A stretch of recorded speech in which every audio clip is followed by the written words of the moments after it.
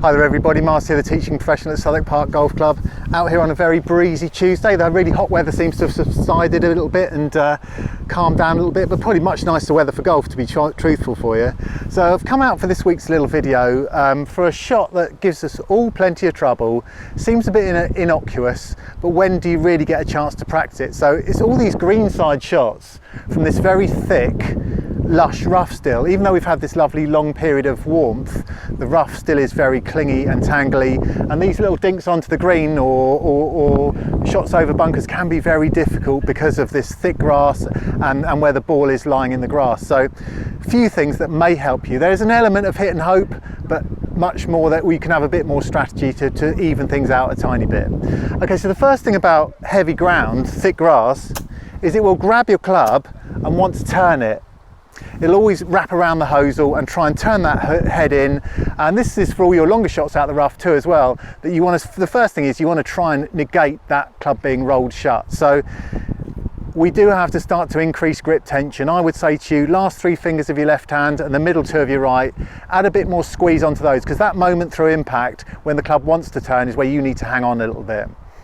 So particularly these greenside shots, the first rule for me is get as much loft on it as you can, because you want to get it up and out as fast as possible. You don't want it to be sort of driven through any grass. So that means you want to add some loft on. This is my lob wedge. For a shot of this distance, that's all I really need. The next thing is width of swing is quite important on these shots. I don't want any sort of width to my backswing, because I'm just going to gather tons of grass on the way back down. So your first little bit of good golf is an early wrist hinge, because that's going to help us come down sharply, hopefully pop the ball up. So like our all main sort of short game practice, a little bit of weight on your left side. I'd go ball middle here and definitely stand a bit open, but this is the things you want: early wrist hinge, some good acceleration, because through impact the club is going to start to slow that club down, and they're the ones that don't come out very well and you'll always come up short. So it's hinge, accelerate, and try and hold that face angle. You've got to fight that club being rolled, so that's when you need a little bit of strength in your hand and grip and a tiny bit of hit and hope. So let's have a quick go.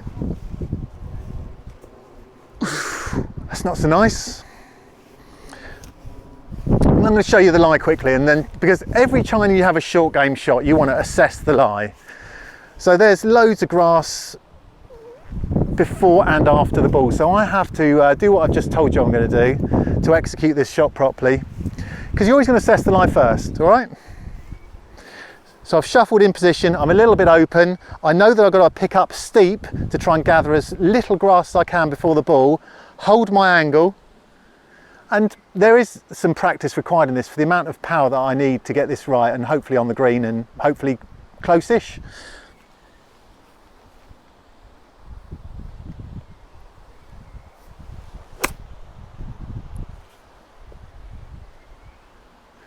We take it safely on the green, got a chance to hold that putt, and that's probably the best you're going to do from that sort of range.